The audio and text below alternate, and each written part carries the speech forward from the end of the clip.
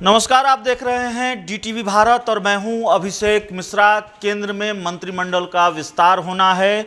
मंत्रिमंडल विस्तार को लेकर सुगबुगाहट तेज रही है और न सिर्फ सुगबुगाहट तेज रही है, ये माना जाता रहा है कि लोक जनशक्ति पार्टी के अंदर खाने जो खेल हुआ है उस खेल की वजह भी केंद्रीय मंत्रिमंडल का विस्तार ही है। और इस पूरे खेल के बाद चिराग पासवान की पार्टी के 4 सांसदों को पशुपति कुमार पारस अपने साथ ले आए। वो खुद भी सांसद हैं, तो 5 सांसदों का एक गुट बना।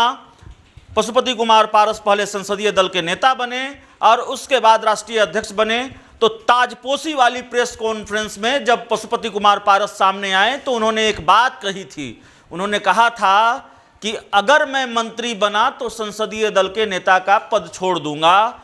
2 बातें इस बयान में, एक तो उनकी महत्वाकांक्षा केंद्र में मंत्री बनने की थी और दूसरी बात कि उनको ये उम्मीद थी या उम्मीद है कि वो केंद्रीय मंत्रिमंडल के विस्तार के बाद केंद्र में मंत्री होंगे। लेकिन इसी महत्वाकांक्षा पर और इसी उम्मीद को लेकर हम आपको बड़ी खबर बताने जा रहे हैं। और खबर यह है कि पशुपति कुमार पारस की महत्वाकांक्षाओं पर पानी फिर सकता है, उनकी उम्मीदों पर पानी फिर सकता है।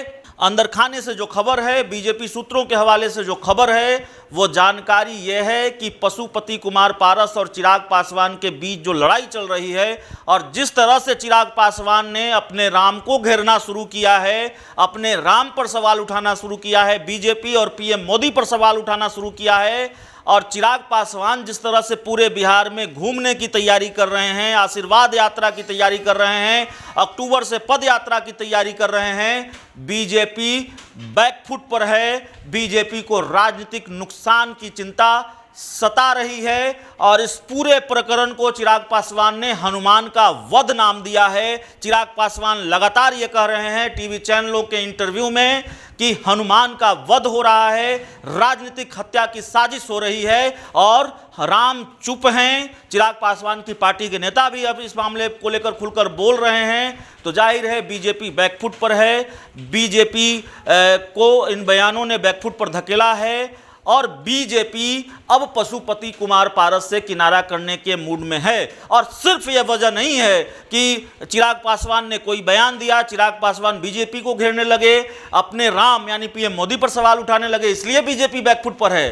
दरअसल खबरें यह भी है कि चिराग पासवान का पलड़ा पशुपति कुमार पारस पर लगातार भारी पड़ता जा रहा है। चाहे लोगों के बीच समर्थन का मामला हो, राष्ट्रीय कार्यकारिणी में बहुमत का मामला हो, या फिर अगर ये मामला कोर्ट में जाता है तो जानकारों की राय भी यही है कि हम कोर्ट के फैसले पर कोई सवाल नहीं उठा रहे हैं, फैसला कोर्ट तय करता है। लेकिन जानकार ये मानते हैं कि चिराग पासवान का पलड़ा हल्का नहीं है।